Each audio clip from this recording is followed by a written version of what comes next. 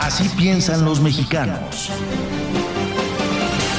Gracias a mi compañera Maru Rojas. Y bueno, pues Adrián Villegas, él es veracruzano, por cierto. Adrián Villegas del Gabinete de Comunicación Estratégica sabrá más de este tema que yo, por eso espero. Le podemos atribuir al poder celestial y a los espíritus y a estos malas vibras que nuestros diputados trabajen en sentido correcto de la mejora de nuestras políticas públicas. Querido Adrián, buenos días. Hola, buenos días, Jaime. Me da mucho gusto saludarte, ver que algunos vientos muy benéficos te han llevado hasta Atlanta en vías de un refresco gaseoso. Exactamente. Estás disfrutando de aquello. Pero no, mira, te contesto, no, soy de Córdoba, Veracruz, no de Catemaco. Okay. Por lo tanto, no tendría yo estas posibilidades de decirte acerca de las buenas, las malas vibras. No, yo creo que cada quien se expresa de alguna manera. Esto puede parecernos divertido, pero lo que no es divertido es que realmente aprendamos y juzguemos correctamente y estemos encima monitoreando lo que pasa con el Poder Legislativo.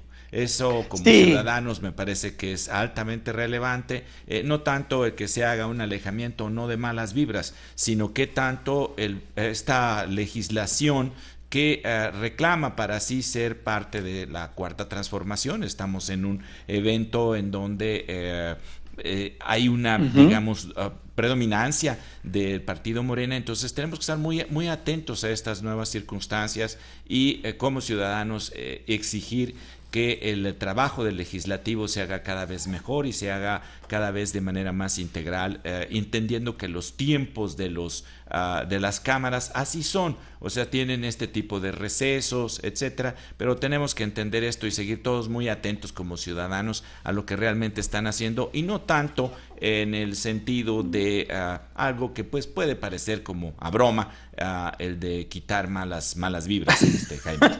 Tienes toda la razón, Adrián, pero bueno, una ayudadita no les cae nada mal. Oye, y sí, yo coincido ciertamente en todo lo que dices y también apostaría y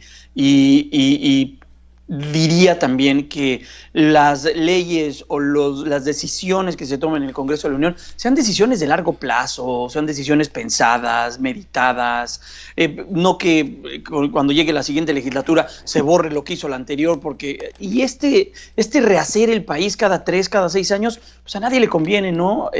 Adrián, lo vemos como, por ejemplo, como países como Estados Unidos, ¿no? Países que tienen instituciones muy sólidas, con lineamientos muy claros, y sí tienen política y se sacan la lengua y discuten y hacen y deshacen, pero lo importante lo tienen ahí, ¿no?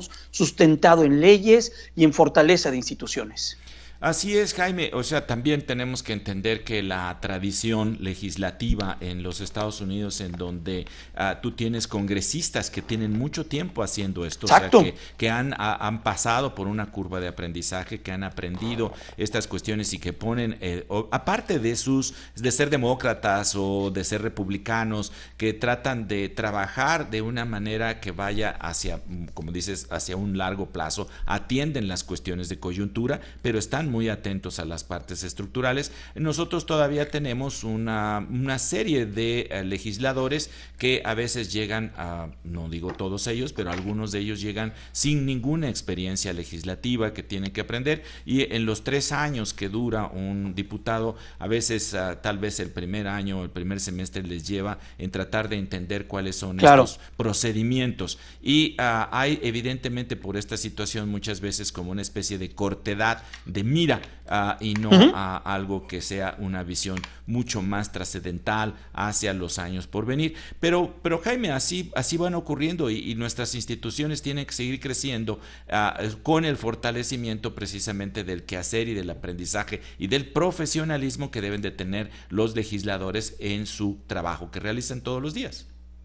Claro que sí. Oye, Adrián, ¿y hoy cómo piensan los mexicanos? Cuéntanos. Hoy, mira, Jaime, nos vamos con un tema que a nosotros en Gabinete de Comunicación Estratégica nos pareció realmente muy importante, como muchas cosas de las que tratamos de observar de cómo piensan los mexicanos todas las semanas, que tiene que ver con el evento que llevaba ya casi poco más de 2 semanas del bloqueo que estaban haciendo a las vías de comunicación férreas a elementos o profesores de la llamada Coordinadora Nacional de Trabajadores de la Educación.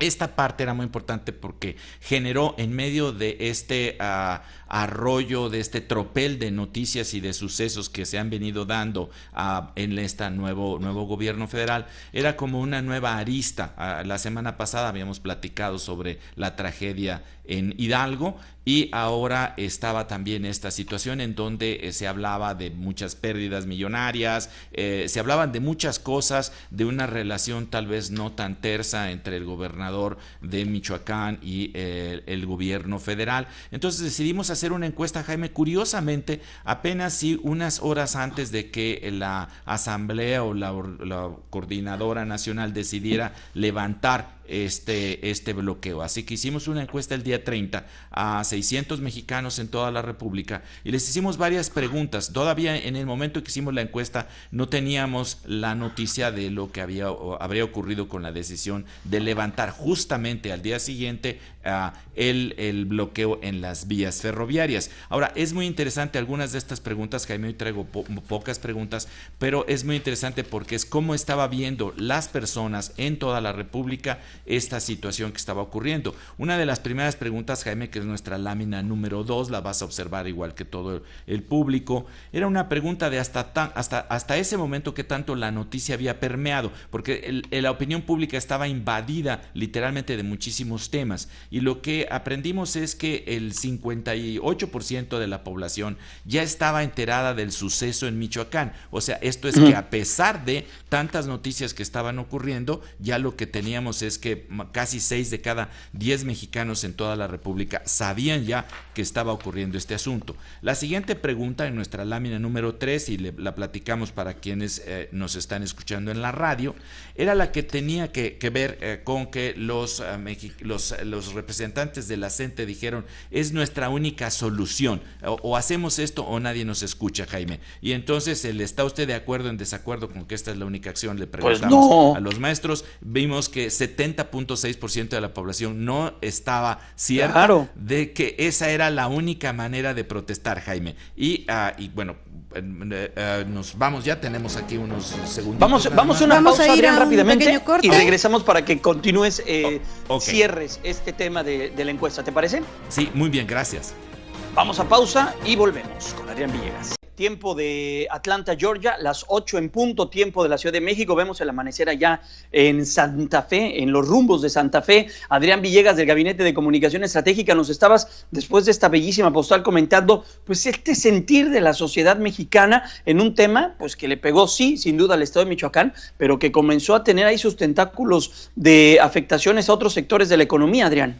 Así es, Jaime, y eso es lo interesante de esta encuesta, que no por breve que hicimos no deja de ser realmente muy sustanciosa, porque trata varios temas de un evento realmente complejo que se estuvo dando, porque es la interrelación con una afectación a la economía, a los intereses de las personas que trasladan una serie de, digamos, bienes a lo largo de las vías férreas, que a su vez van a ser insumos o productos terminados en otras partes de la República, el interés del magisterio cuya petición o por lo que dicen les obliga a tomar una decisión como el bloqueo de las vías, es el que no se les pagan los adeudos que se tienen con ellos, o sea, sus salarios. O sea, no es un evento que nazca en el vacío nada más de hacer esto por hacerlo, sino simplemente porque la parte del magisterio dice: a mí no me han pagado mis salarios, entonces yo no puedo seguir así. Tanto así que lleva al presidente de la República a hacer un uso de una de estas metáforas metáforas morales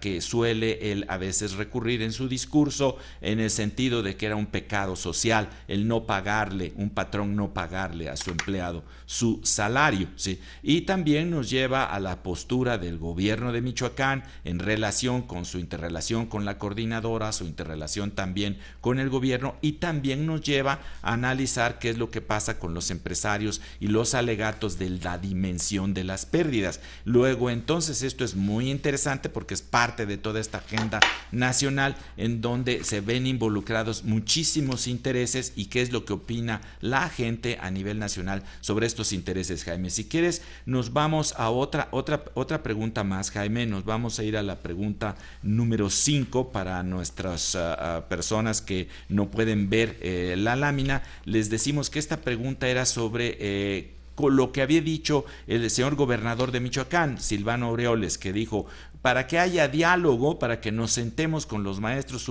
situaciones que antes que esto ocurra deben de quitar el bloqueo. Y le preguntamos a las personas, ¿está usted de acuerdo o en desacuerdo con la postura que tuvo Silvano Aureoles? Y 69% nos dicen que están de acuerdo con Silvano Aureoles en esta postura de decir, no hay negociación. ¿Cómo crees? No hay nada. Exactamente. Uno diría, bueno, entonces es apretar el puño, es importante, eso es importante. Y aquí... Oye, pero el gobernador se fue, anduvo, hasta el presidente de la República le dijo, se fue a Europa y ahí dijo, yo me voy a Europa a promover mi estado, ahí luego se ven chatos. Y de hecho en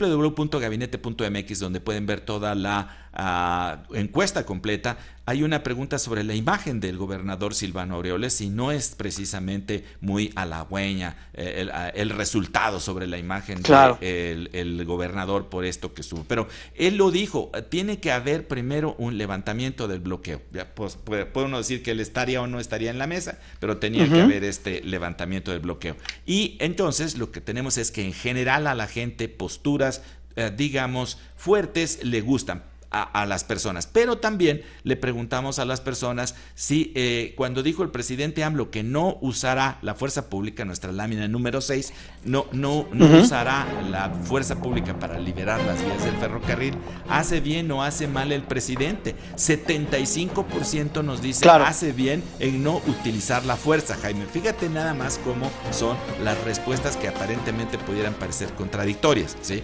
Pero no. Bueno, pues Adrián, ¿dónde la pueden ver completa?